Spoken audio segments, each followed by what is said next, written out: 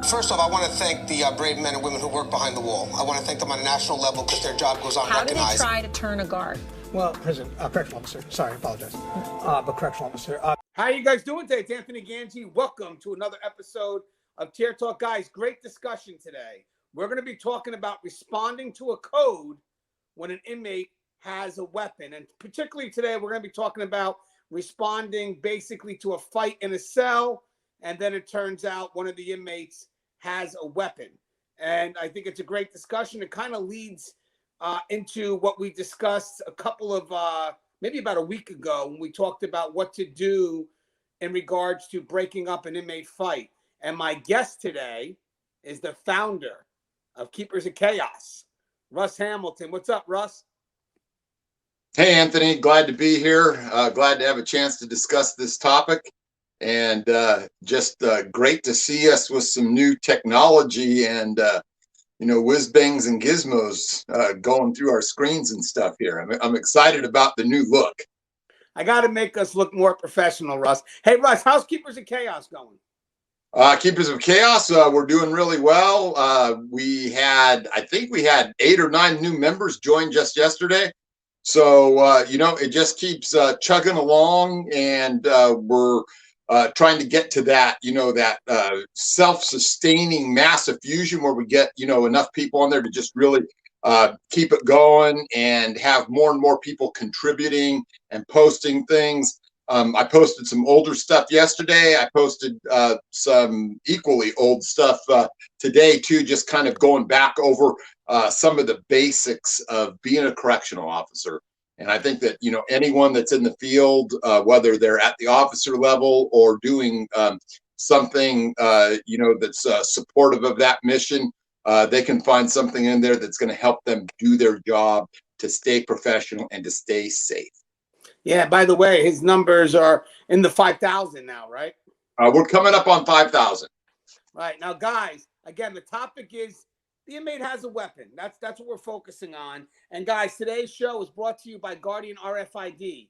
From inmate tracking and cell checks to cloud-based business and artificial intelligence, Guardian RFID digitally transforms jails, prisons, and juvenile detention facilities of every size. Visit guardianrfid.com for more information. Now, guys, we're going to go to our sponsor, which is my other sponsor, American Military University. And when we come back, we're going to be discussing what to do when an inmate has a weapon. But again, specifically in today's topic, it's going to be about responding to a fight within a cell in which there's been a weapon on the scene. All right, stand by. I wanted to attend a university that had an intelligence program. I wanted to look at problems different. I wanted to increase my critical thinking abilities. AMU offered those avenues to expand. Obtaining your degree as an adult, you're actually paying yourself and investing in yourself. You can't put a dollar on it, it's priceless. It's something that can never be taken away from you. American Military University. Learn from the leader. All right, and we're back. So, Russ, obviously this is a very important topic. This kind of goes into the discussion we had the other day about breaking up inmate fights. But I want to talk about, what the response team first needs to have. Where should this protective equipment be located? Again, just so we make sure that when we have that response, we have, 1, get there as quick as we can, but 2, have the equipment that's necessary. So what are we looking at? Okay, I think the first thing I should address is where we don't want the equipment at is in a centralized location. Because in a centralized location, especially, God forbid, you were going to have something else besides this particular scenario jump off, that could be a choke point beyond which you might not be able to get any equipment. So you have to have things dispersed in different areas of your institution so that the least amount of time possible elapses between knowing that you have the code, accessing the equipment, and getting it back on scene. So that's the very first thing, is we don't want it centralized. We want it in places where we can get to it very quickly. And obviously, each and every housing unit, especially if you've got those cells, should have, at least a minimum amount of this equipment that you can get to in order to respond correctly, appropriately, and safely to a code like we're discussing. Now, Russ, most people think that you should have your equipment in a central location. But what you're saying, I love it, is basically you need more equipment and you should have it at the availability of maybe, you know, just on the outside of the unit if possible, or again, something more more local as opposed to it being in just one specific area of the facility, correct? Yeah, and this just really goes toward, you know, that whole thinking about, you know, pre-planning for an incident. In this case, you know, we're talking about an inmate with a weapon in a cell. But what about the other things that we might face? I mean, if we have an armory on the outside and, you know, we end up with a hostage situation right there in front of the armory, where are our CERT people going to go to get their weapons? Well, now they're cut off from them. They don't have those weapons available to them.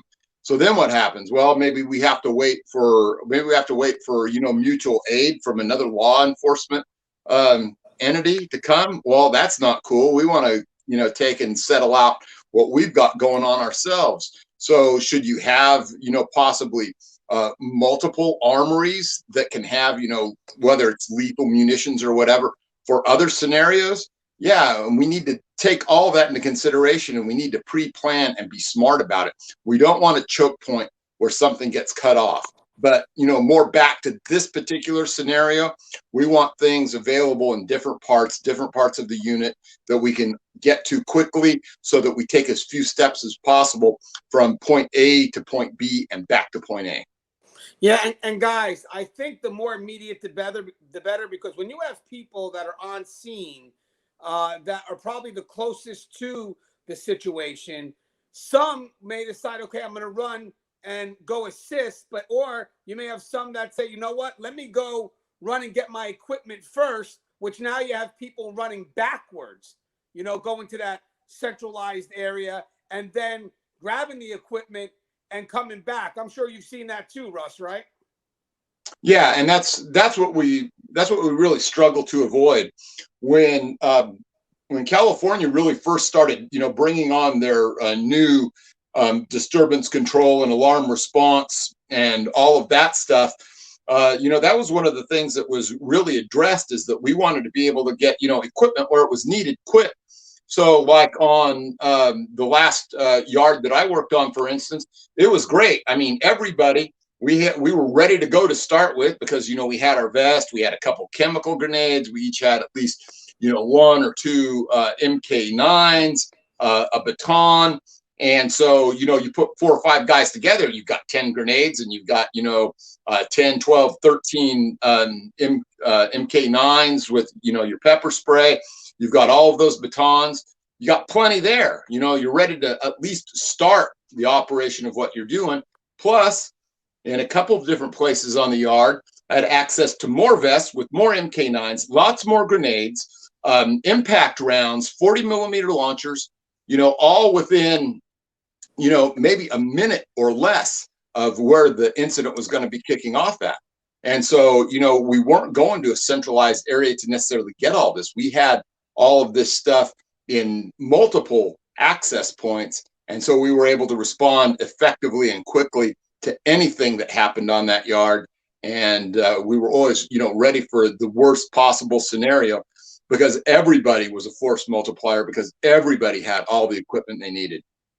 Now, Russ, when we're talking about a code, so guys, we have a fight in a cell. The officer catches it. He's giving out orders to, well, first he calls the code, giving out orders for the inmates to be compliant. Let's say they're not listening. He sprays the OC, you know, does what he can. At this point, since they're secured in the cell, he may make an effort to control the unit to help the staff that's got to respond. But we are going to get one initial team on the scene that may not be suited, correct, Russ? And then we may have the backup teams, which have time to get the protective gear. But is the first team on site always suited?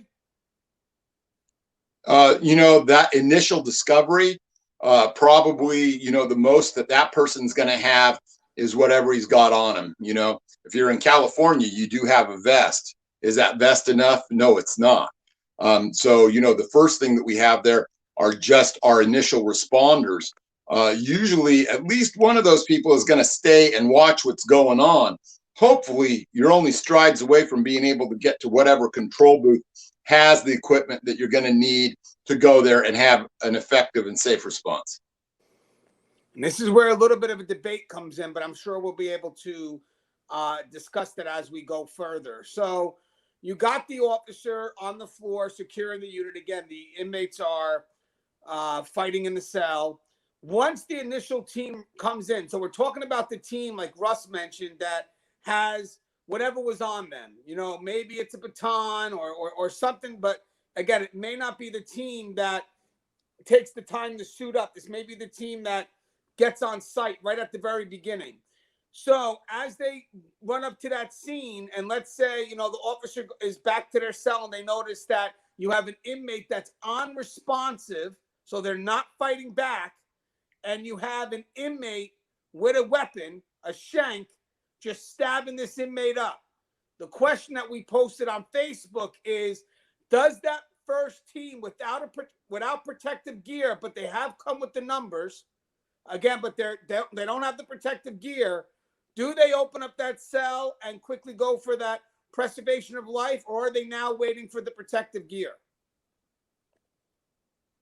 So yeah, this is where things start to get a little bit tricky. What I will tell you is this, is that you should know and have memorized and absolutely be 100% sure about what your policy says, and you should follow that policy. Having said that, I'm going to tell you what I think, and I'm going to tell you the policies that I would have ended up having to follow in any particular scenario like that. And that is this. First of all, most of your policy with regard to that weapon is going to mean that the only person that can order that open is a supervisor who is there on site at that door. All right. And that's a good thing, because we've got a supervisor there who's ready, you know, to make the decisions that he's getting paid to make, you know, at a little closer to the top of that food chain than you are. So keeping that in mind, I'll tell you this, unless everyone there has the proper protective equipment, which in my opinion is going to be, you know, a helmet, a vest, and you know, some pads for your extremities, because, you know, if it's a slashing instrument or a stabbing instrument, you know, you don't want to end up with a cut artery or vein in any of those. And also you're going to want some shields on site. You're going to want plenty of all of the batons. In California, that was never a problem because everyone had their baton on them. So that's a good thing to have.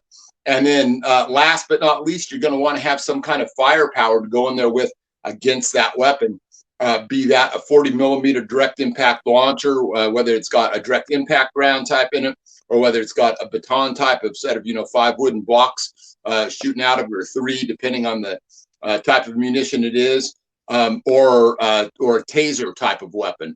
So that's the minimum that you have to have there before that door opens, because I don't know how many of you may have experienced this, but you go and you start to break up a fight in a cell without a weapon, or maybe you're doing an extraction from a cell. You know, these guys have a way of, when you start to open that door, somehow they manage to just score it out. And that's the last thing you want, is some guy out there with you unprotected stabbing 5 or 6 people. Yeah, and guys, I just want to mention something too, because as we saw this discussion on Facebook, there were some that believed that the preservation of life would motivate the team to go right into that cell because they have to protect the inmate. I'm not 100% for that either, because in the end, guys, that's our team. If we don't protect that team, if that leader makes a bad decision and allows that team to go in, we could lose a good portion of control, a good portion of this facility, technically. You know, we have to do what we can to protect the responding team. We don't want to put them in situations that make them vulnerable. Now, again, it doesn't mean that the life of that inmate isn't important to us. I want people to know that. You know, if you're on the news and you're watching this delay, it's not because we're sitting there watching this inmate get stabbed up and we're okay with it, because trust and believe, there are going to be some people that are going to tell that supervisor, open the door, open the door. But that supervisor is going to have to hold it still, because he knows if he opens that door, he's putting his team at risk. The team has to make sure that when they go in, that they're effective, that they're not going in there and making matters worse. Because God forbid they go in there without the proper equipment and the inmate gets a few, stab, to have a shank, they're stabbing at the response team coming in. So I think the supervisor has to make a decision first to make sure that their priority is to protect the team that's going in to preserve the life. I mean, is that something you agree with, Russ? Yeah, and you got to understand too is it's not that there's zero we can do until that point. We can introduce chemical agents, through MK9s. We can probably introduce some chemical agents through use of grenade type munitions. Places that have access to things like tasers. Can we shoot him through that tray slot? Yeah, that's a definite possibility. But the main thing to keep in mind here is we can't let that guy get out of that cell and do harm to one of us when we're not prepared and ready to take that, immediate action. We have to have that protective gear on, that PPE, and we have to have that equipment, that 40 millimeter launcher, taser, batons and shields at the minimum to make sure that we can contain that threat. And Russ, you mentioned something real quick that I want to make sure we go back to, that we don't eliminate. But again, guys, I want you to take everything that we're saying within context. We have an inmate that's unresponsive and another inmate with a shank just stabbing the inmate up. You mentioned possibly the use of deadly force. Would you believe at this point that deadly force could be utilized?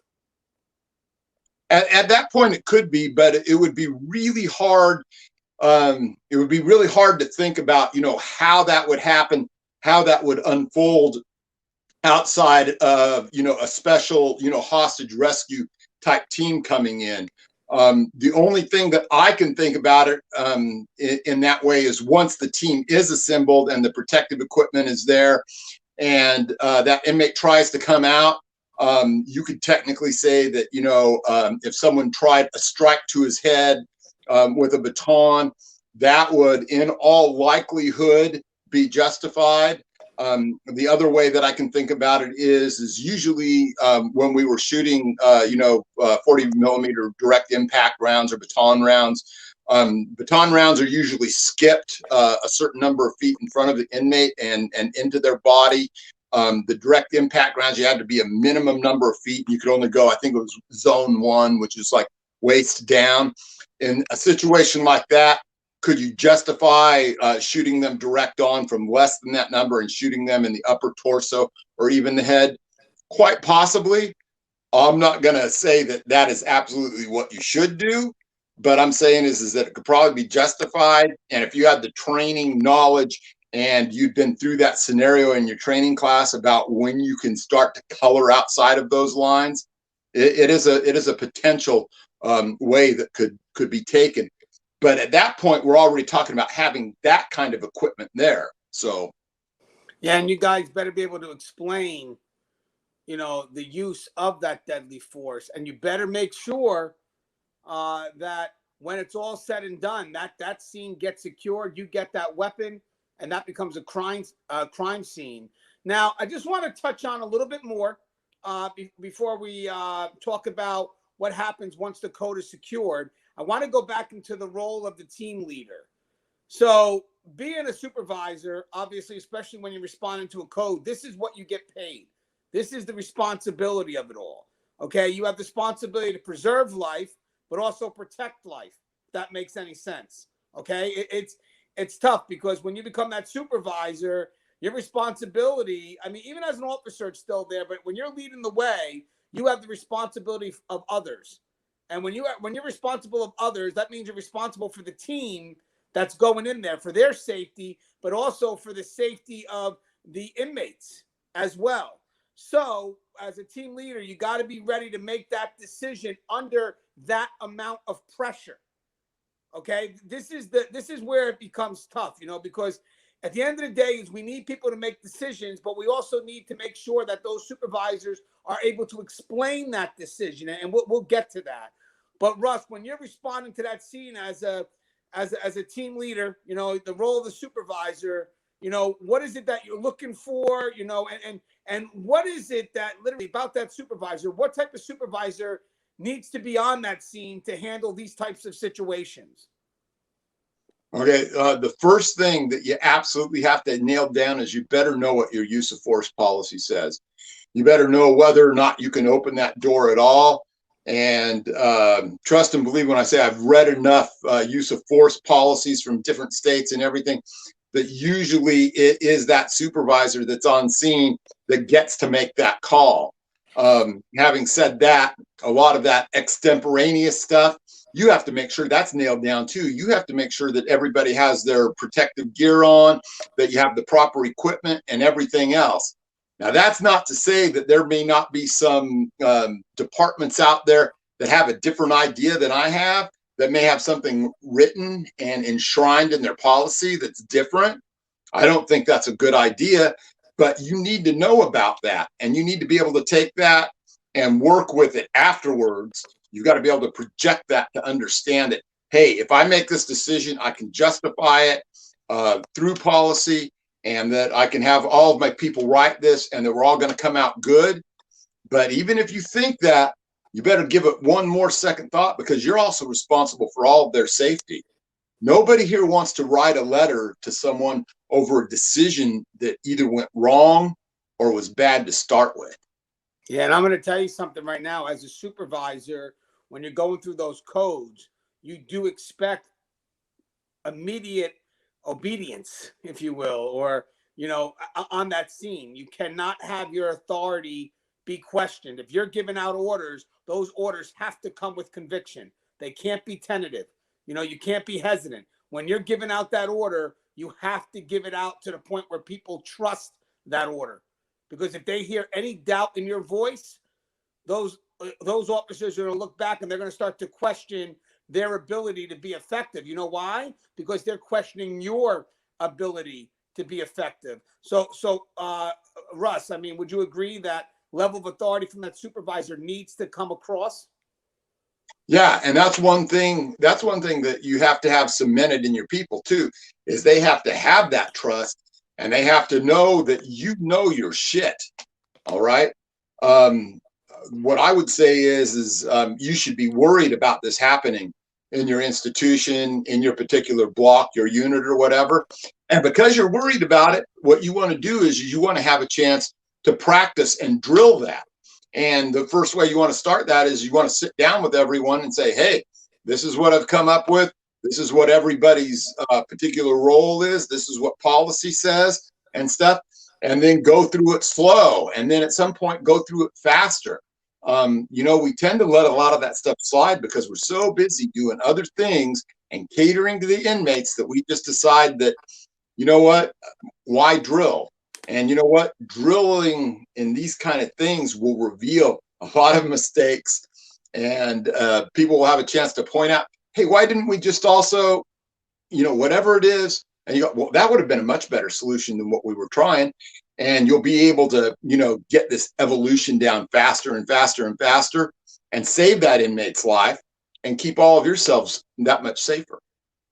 Now, guys, obviously, once the team is there and you have your protective gear and everything's ready to go, the supervisor should make sure we're good. And then they're going to go ahead and ask for that cell door to be open. And that's when the team just goes right in. You know, we had enough time to think about it. We go right in. We have that shield person in front, and you go after, obviously, the person with the weapon. But I don't know if the public understands this either, but the person that's unresponsive, I mean, maybe they're unresponsive at that moment, but you got to also be wary of that person as well. Now, you know, you never know. So it's not like you're going to put all, you know, both teams on that one individual. You're going to also have to secure the unresponsive person. And I know people from the outside are thinking they're unresponsive. Yeah, they are, but we don't know that for sure. They could pop up at any moment and still think they're in the middle of a fight. You know, so basically the key is that we want to secure these inmates and pull them out of that cell immediately. Russ, what's your thoughts on as soon as you go in? So yeah, you have to, you know, be ready to sort things right then and there. You know, there's no pussyfooting around. The guy with the shield should be using it to its maximum effectiveness. on who at that point we consider to be the perpetrator. Don't ever leave that guy that's laying on the ground ostensibly in his own blood or whatever out of the equation. Yeah, he could come to and suddenly start swinging. Maybe it's some kind of a weird setup. Inmates have been known to do strange, awful things in order to, put a couple of puncture wounds in an officer just to send a message. Weirder stuff than that. So don't assume that what you're seeing is for real all the time. Act with appropriate caution. At the same time, get there, use the level of force that sorts it out in the shortest amount of time so that you can, decide what really did happen, and don't get complacent in it. That idea about, complacency is situational awareness perceived, but not achieved. Always keep that in the back of your mind. What you're seeing may not be real. Right. And guys, now I want to talk about securing the code. I think that's the part that, we get so involved in, getting into that immediate action, getting those inmates out, and yes, making sure that we secure them. But there's a lot of stuff that has to be done in the aftermath of this code, because this is obviously going to be taken up to the highest level. And we want to make sure that if there's people that need to be held responsible, that they're going to be held responsible. And everything right now starts with that crime scene, the report writing, what we did for the inmates after the fact. Like, again, if you have this one inmate that, we had to spray, we got to decontaminate them. But if we have an inmate that's unresponsive, are we making the effort to save that inmate's life? And here's another thing, guys. When that code was called, and maybe as the second team arrives or the first team arrives and they see in the cell that this inmate has a weapon and the other inmate's unresponsive, when they say on the radio, hey, we have a weapon in this cell and we have an inmate that's unresponsive, one thing is that's going to give that second team that's coming in, we got to go in there, guys. There's a weapon. Let's go. And obviously make sure they're good. But it's also going to put medical on standby, because we got to have medical on the scene now too, because as soon as we're cleared to go, we got to get medical onto that inmate to make sure that inmate is safe. So when we start securing the code, Russ, what are some of the things that we need to start doing? Okay, so right off the bat, if we use chemical agents, we know we need to decontaminate. Then we're going to need medical assessment and treatment on all those inmates. I'm going to go around. I'm going to make sure everyone that was involved in that thing, ask them if they're good. Are they having any problem? Maybe they breathed in a little bit too much OC. They need to go outside. Maybe one of them got hurt a little bit in the scuffle, and I need to have them see medical and possibly transported to the outside. This is batting cleanup, and it requires one thing and one thing alone, and that's follow through. You're going to follow through with each and every individual and make sure that they get the attention that's seen. And then you're going to come back and start putting that scene together, whatever it is. Maybe you have to have a crime scene. Maybe you have to get people start writing reports, and you're going to follow through, and you're going to make sure that nothing is left out. And those reports better be concise. They better be concise. We've done videos on report writing, so we're not going to rehash that. Just check out Report Writing Tier Talk on YouTube. And we've done videos on crime scenes as well. But the key here, guys, is that it is a tough thing to respond to a code where you do have a weapon. And for that first team, and they don't have that protective gear, and they see that inmate that's unresponsive with another inmate out there stabbing the inmate up, it takes a lot out of us, because we want to go in there. That's our job. We're first responders. We want to protect that inmate's life. But we have to also be wary that, are we putting ourselves at risk? And the supervisor also has to think, I can't put the team at risk. We have to wait till we get that proper response. Hey, Russ, anything you'd like to say in closing? Just most of all, guys, when you're going in there, when you're responding to this stuff, be smart. All right. Be thinking 2, 3, 4 steps ahead if you can, and just, stick to that policy and procedure. And, at the end of the day, don't be complacent, because that's going to bite you in the ass. Make sure that what you're doing can be justified. and make sure what you're doing is reasonable and falls within the bounds of law, policy, and procedure. Yeah, now, guys, this is a good topic. If you haven't had a chance to see it yet, please check out the other video we did on breaking up inmate fights. That's a very, very important video to watch because it kind of connects to this. We kind of did this briefly, but there's a lot of things in that other video that could play out for this that kind of completes the picture. This was kind of what was left out of the last video that we felt that we could add. Now, as always, guys, the show is Tier Talk. If you haven't, please subscribe, interact, engage, comment, hit that bell. Bell's going to notify you every time I post a video. Stay safe.